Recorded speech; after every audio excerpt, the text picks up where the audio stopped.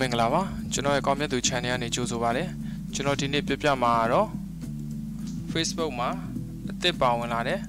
feature လေး၃ခုအကြောင်းပြပြမှာဖြစ်ပါတယ် Home ရယ် Favorites ရယ် Recent ဆိုတဲ့ tab လေး၃ခုပေါ့နော်အကောင့်တိုင်းတော့မပေါ်သေးဘူးလို့ပြောတယ်တချို့အကောင့်တွေမှာတော့ပေါ်နေပါပြီအဲ့ဒီ tab လေး၃ခုအကြောင်းကိုပြပြမှာဖြစ်ပါတယ်ခင်ဗျာ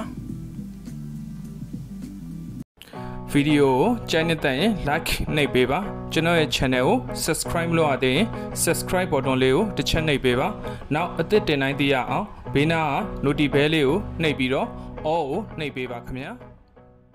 ဟုတ်ပါကျွန်တော်အရင်စပြောပြမှာဒီမှာ home ကိုအရင်စပြောပြမယ် home ကတော့ဘာမှမထူအရင်အတိုင်းပဲပေါ့နော် Facebook ကကိုစိတ်ဝင်စားမယ်လို့ထင်တဲ့အရာတွေကိုစိတ်ဝင်စားတဲ့ဟာတွေကိုရွေးပြီးတော့ပြတာပေါ့ဟိုအရင်တော့အတိုင်းပဲပေါ့နော်အဲ့ဒါ home မှာ home ကတော့အရင်တိုင်းပါပဲ favorites ကကြတော့ဘယ်လိုထူရလဲဆိုတော့ကို CFS လောက်ထားတဲ့ account တွေ CFS လောက်ထားတဲ့ page တွေကဟာတွေကိုတစုတစည်းတည်းပြတယ်ပေါ့နော်ကိုအကြိုက်ဆုံးကို like တွေပေးထားတဲ့ post တွေကိုပဲရွေးပြီးတော့ပြပေးပါမယ်ဒါကကြတော့ favorites ပေါ့နော် CFS လောက်ထားတဲ့ account တွေ page တွေလူတွေအဲ့ဒီသူတို့ရဲ့ post တွေကိုတစုတစည်းတည်းပြတဲ့ဟာ favorites ဖြစ်ပါတယ်ကိုကြည့်ခြင်း favorites ကိုနှိပ်လိုက်ပေါ့နော်နောက်ပြီးတော့ recent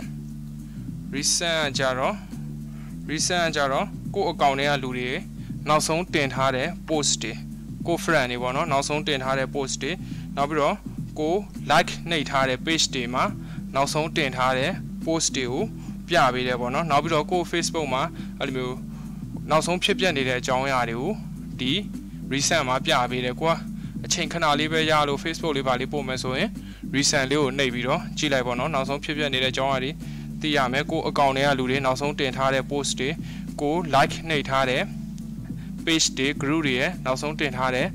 post တွေကိုပြပေးမှာဖြစ်ပါတယ် home ကတော့အခုလက်ရှိသုံးနေတဲ့အတိုင်းပဲပေါ့ဘာမှမထူ Facebook ကကိုကြိုက်မယ်ထင်တဲ့ဟာလေးတွေပြပေးနေတာဖြစ်ပါတယ်အဲ့ဒီ feature ကအကောင့်တိုင်းမှာတော့မရသေးဘူးလို့ပြောပါတယ်ကျွန်တော်အကောင့်မှာတော့ရနေလို့